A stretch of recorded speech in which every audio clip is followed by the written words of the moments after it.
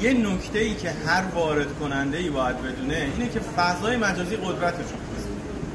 بچه‌ها زمانی خوب میتونید واردات کنی که خوب بتونید بفروشید.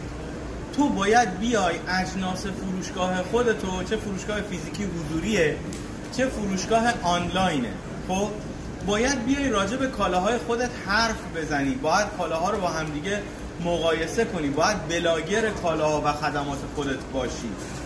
امروز ما اواخر سال 2025 داریم میرسیم به سال 2026.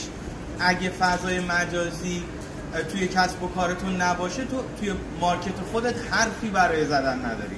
الان ما با 6 نفر از دوستان اومدیم بازار فوتین ایور، اومدیم چین، حالا 2 تا از دوستان رفتن شانگهای گوانجو و تمام این دوستان تو فضای مجازی با من آشنا شدن.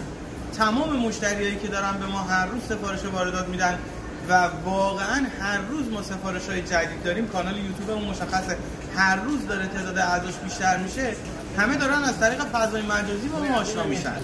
اگر تو بیای یه سوالیو که مخاطبینت دنبال جوابش میگردن و جواب اینو منتشر کنی توی اینترنت، اونا جستجو میکنن و تو رو پیدا میکنن و به خاطر دانش فنی که تو داری به تو اعتماد میکنن.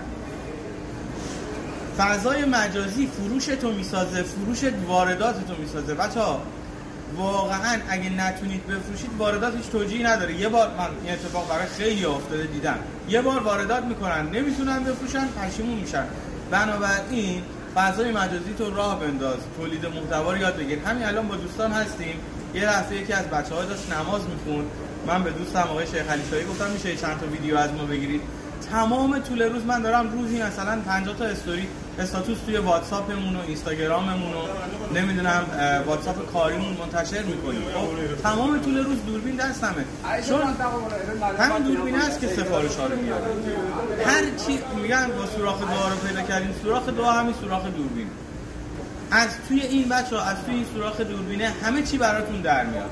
اگر این دکمه دوربین رو بزنی، روشن کنی، تولید محتوا کنی، جنسا رو تحلیل کنی، جاهایی که دارن یوزرهای تو اشتباه میکنن، پولی رو از دست میدن، آگاهشون کنی، پولی رو از دست ندن، یه منفعتیه بهشون خبر بدی، یه دانش فنی داری بهشون منتقل کنی، نمیدونم اگه اشتباهی میکنن به دستگاهشون آسیب میزنن، اونا رو آگاه کنی از این اشتباه، بعد مردم باهات ارتباط میگیرن، دوستت دارن، ازت خرید میکنن و خودت میبینی که فضای مجازی قطعاً شرایط کسب و کار تو رو متحول خواهد کرد.